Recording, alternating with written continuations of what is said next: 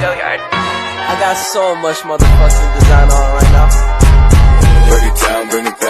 Assalamualaikum warahmatullahi wabarakatuh. Perkenalkan, nama saya Sri Molizar dari PGMI Uni 2 semester 1. Ingin membahas tentang pembagian hadis dari segi kualitasnya. Hadis adalah segala perkataan, sabda, perbuatan, dan ketetapan persetujuan dari Nabi Muhammad SAW yang dijadikan ketetapan ataupun hukum dalam agama Islam.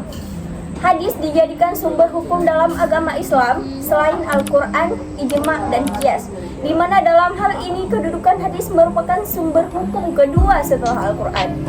Ada banyak ulama periwayatan hadis, namun yang sering dijadikan referensi hadis-hadisnya ada 7 ulama, yakni Imam Bukhari, Imam Muslim, Imam Abu Dawud, Imam Tirmizi, Imam Ahmad, Imam Nasa'i, dan Imam Ibnu Majah. Menurut ulama, sejak zaman Imam Tirmizi dan sesudahnya, pembagian kualitas hadis secara garis besar ada 3, yaitu yang pertama hadis sahih, hadis hasan, dan hadis dhaif. Apa sih hadis sahih itu? Hadis sahih ialah hadis yang sanadnya bersambung, diriwayatkan oleh perawi yang berkualitas dan tidak lemah hafalannya, serta di dalam sanad dan matanya tidak ada syak dan ikhlas.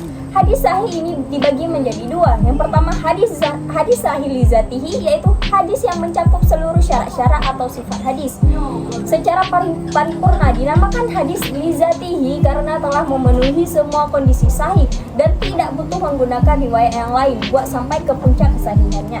Kemudian hadis li ghairihi, yaitu hadis yang tidak memenuhi secara sempurna syarat-syarat tertinggi hadis makbul.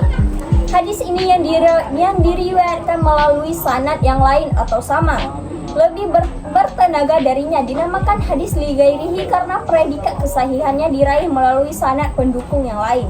Yang kedua hadis hasan. Yang dimaksud dengan hadis hasan adalah hadis yang sanadnya bersambung, yang diriwayatkan oleh orang yang adil tetapi kurang sedikit dilabib, tidak terdapat di dalamnya suatu kejanggalan dan tidak juga terdapat cacat. Dari pengertian di atas dapat dilihat tidak ada perbedaan dengan hadis sahih terkecuali hanya di bidang hafalannya saja.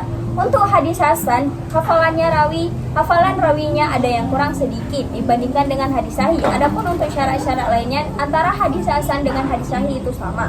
Pembagian hadis hasan dibagi menjadi 2, yaitu hadis hasan li zatihi dan hadis hasan li ghairihi. Yang ketiga, hadis dhaif. Hadis dhaif adalah hadis yang tidak menghimpun sifat-sifat sahih dan juga tidak menghimpun sifat-sifat hadis hasan.